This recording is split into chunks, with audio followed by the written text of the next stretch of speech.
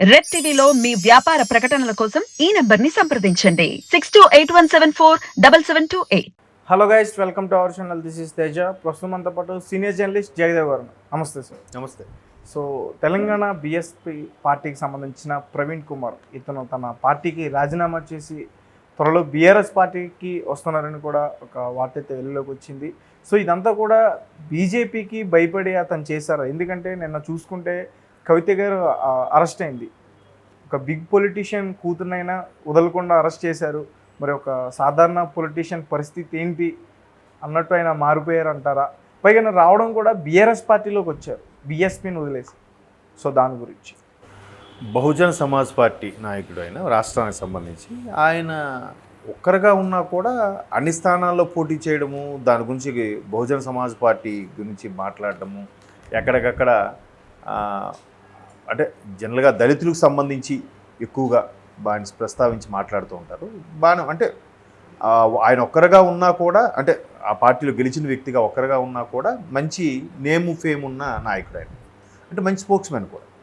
అయితే ఇప్పుడు ఆయన బీఆర్ఎస్కి దానికి రాజీనామా చేసి బీఆర్ఎస్కి ఎందుకు వస్తున్నారు అనేది ప్రధానమైన టాపిక్. ఎందుకంటే దాన్ని డెవలప్ చేసుకోవచ్చు.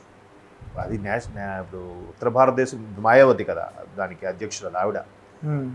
సో ఆ పార్టీని దక్షిణాంధ్ర కూడా స్ప్రెడ్ చేయాలని అనుకోవచ్చు, కానీ అంతగా లేదు ప్రభావం. ఎందుకంటే మన వైపు దక్షిణ భారతదేశంలో ఎలా ఉంటుందంటే ప్రాంతీయ పార్టీల హవా ఎక్కువ ఉంటుంది మన నేటివిటీ వరకు.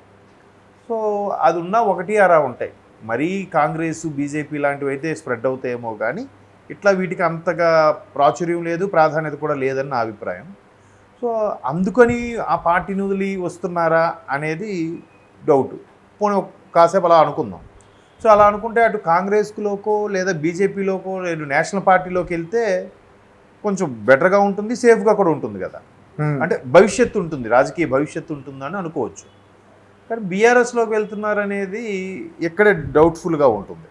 జనరల్గా ఎలా అంటే ఇప్పుడు కాంగ్రెస్లోకి బీఎస్పీ నుంచి కాంగ్రెస్లోకి వెళ్ళే ఛాన్స్ లేదా అంటే, రాజకీయాలు ఏదైనా సహజం కదా. ఖచ్చితంగా ఈ పార్టీ వాడు ఈ పార్టీలోనే ఉండాలి అనేం లేదు కదా. సో అలాగని పోనీ బీజేపీలోకైనా వెళ్ళొచ్చు కదా అంటే బీజేపీలోకి కూడా వెళ్ళకుండా బీఆర్ఎస్లోకి వస్తారని ఆయనకి స్టేట్మెంట్ అయితే ఇవ్వలేదుగా. ఊహాగానాలు అయితే వినిపిస్తున్నాయి, ఆల్మోస్ట్ ఆల్ బీఆర్ఎస్లోకి వెళ్ళొచ్చు అని. మరోవైపు ఏంటంటే ఇంకో రకమైన వార్తలు ఎలా వినిపిస్తున్నాయంటే, నిన్న కవిత గారు అరెస్ట్ అయిన తర్వాత ఎవరికైనా చట్టం ఎవరికైనా ఒకటే, న్యాయం ఎవరికైనా ఒకటే అని మాటలు వినిపిస్తున్నాయి. బాగానే ఉంది.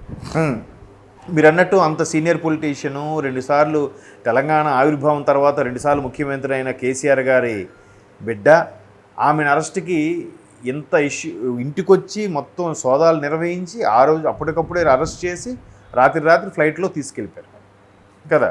నిన్నంతా సాయంత్రం ప్రతి ఛానల్లో చూస్తే ఇదే హవా, ఇదే హడావిడి నడిచింది. సో అట్లాంటిది ఏమైనా ఉందా, అందుకు ఈయన అరెస్టులకు కానీ లేదా ఒకవేళ అరెస్ట్ అయినా అటువంటి సపోర్ట్ కోసం ఈయన ప్రయత్నిస్తున్నాడా అనేది ఒక అభిప్రాయం. మేబీ అట్లా తప్పు చేస్తే భయపడాలి, కానీ ఇటువంటి లొసుగులు ఇబ్బందికర పరిస్థితులు ఏమి లేనప్పుడు ఎవరికి భయపడాల్సిన అవసరం లేదు. కాకపోతే ఆయన రాజకీయ భవిష్యత్తు కోసమో లేదంటే ఇందులోకి వెళ్తే ఆల్రెడీ దీన్ని ఇప్పుడు గవర్నమెంట్ లేదు, నెక్స్ట్ లోక్సభ ఎన్నికలు ఉన్నాయి, దానికి తోడు బీఆర్ఎస్ బీజేపీ కాంగ్రెస్ మంచి హవా మీద ఉన్నాయి కాబట్టి బీఆర్ఎస్లోకి వెళ్తేనే నా రాజకీయ భవిష్యత్తు బాగుంటుంది అనుకోని మేబీ అందులోకి వెళ్ళుండొచ్చు. అంతేగాని ఎట్లా బీజేపీకి భయపడో లేదా రేపొద్దున కాంగ్రెస్ వస్తే కాంగ్రెస్కి భయపడో ఆ నిర్ణయం తీసుకుంటారని నేనైతే అనుకోవట్లేదు. ఎందుకంటే అంటే ఇప్పటికీ ఒక ఎలిగేషన్స్ ఉంటే వేరే ఒక మన రాష్ట్రంలో చిన్న పార్టీయే కదా అది బీఎస్పీ. నార్త్లో ఉత్తరప్రదేశ్లో అక్కడ మాయావతి గారికి బాగా ఫెమిలియర్ అయితే అవ్వచ్చు, కానీ ఆ పార్టీ ఇక్కడ మనకు అంత ఫెమిలియర్ కాదు కదా బీఎస్పీ. సో అటువంటి బీఎస్పీ పార్టీ గురించి ఏదో మనుగడ సాగించినా కూడా సడన్గా నిర్ణయం తీసుకోవడానికి కారణం ఏంటంటే రాజకీయ భవిష్యత్తు కోసం అయ్యుండొచ్చు. ఇప్పుడు ఆయన ఒక్కడిగా ఎన్నాలని పోరాడలేడు కదా.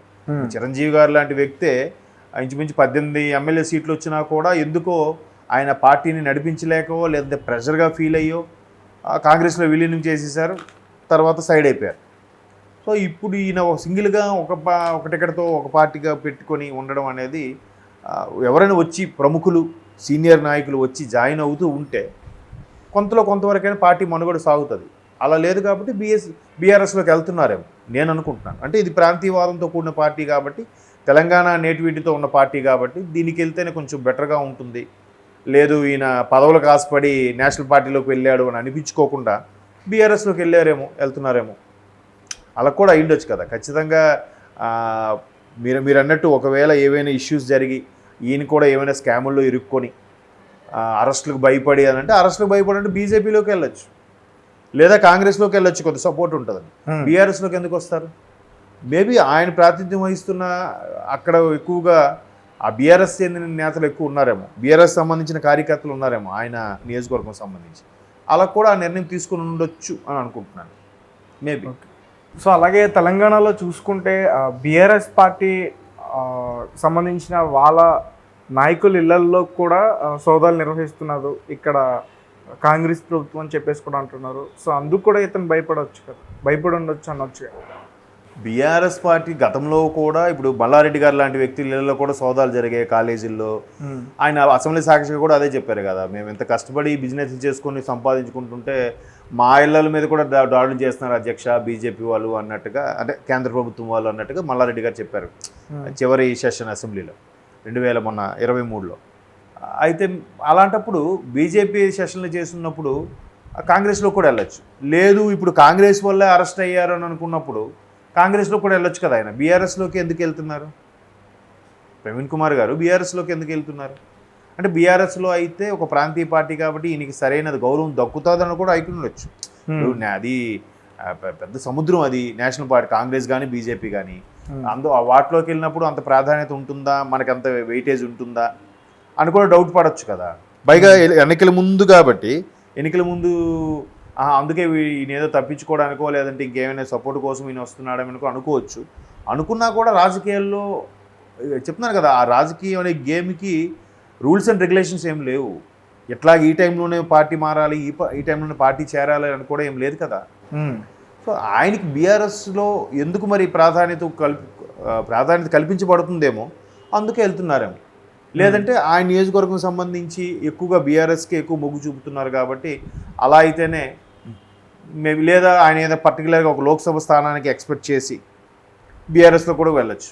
ఓకే, రేపు సార్వత్రిక ఎన్నికల్లో ఇంకా బీఆర్ఎస్ పూర్తి స్థాయిలో అనౌన్స్ చేయలేదు కదా ఈ 17 స్థానాలు అభ్యర్థులను ప్రకటించలేదు ఇంకా. అదే ప్రకటించలేదు కదా.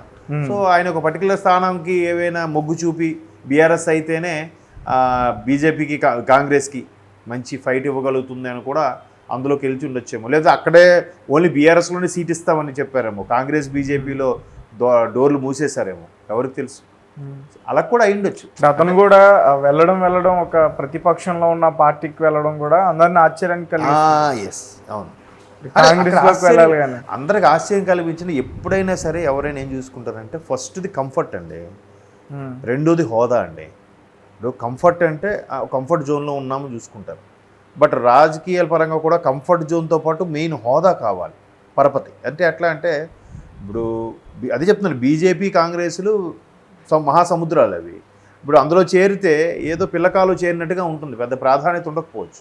బట్ బీఆర్ఎస్ లాంటి ప్రాంతీయ పార్టీలో చేరితే ఆయనకు ఒక వెయిటేజ్ ఉంటుంది కదా, ఆయన మాట చెల్లుబాటు కూడా అవుతుంది కదా.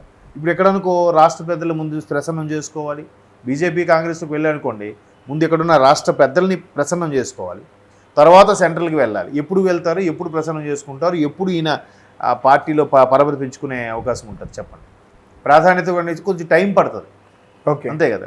అదే చిన్న అనుకోండి, ఇమీడియట్గా మనకి ఎలాగో తెలిసిన వ్యక్తి అయినా, ప్రజలకు కూడా తెలిసిన వ్యక్తి, పార్టీలో కూడా మంచి వెయిటేజ్ వస్తుంది. ఇప్పుడు ఎందుకంటే అందరూ కాంగ్రెస్ వైపు బీజేపీ వైపు వెళ్ళిపోతున్నారు కాబట్టి బీఆర్ఎస్లో నాయకులు, సో ఈయన కొంచెం వెయిట్ పెరుగుతుంది కదా.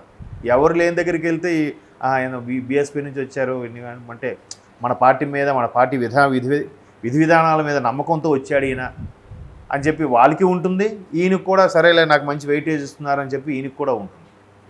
Okay sir, thank you so much. Thank you.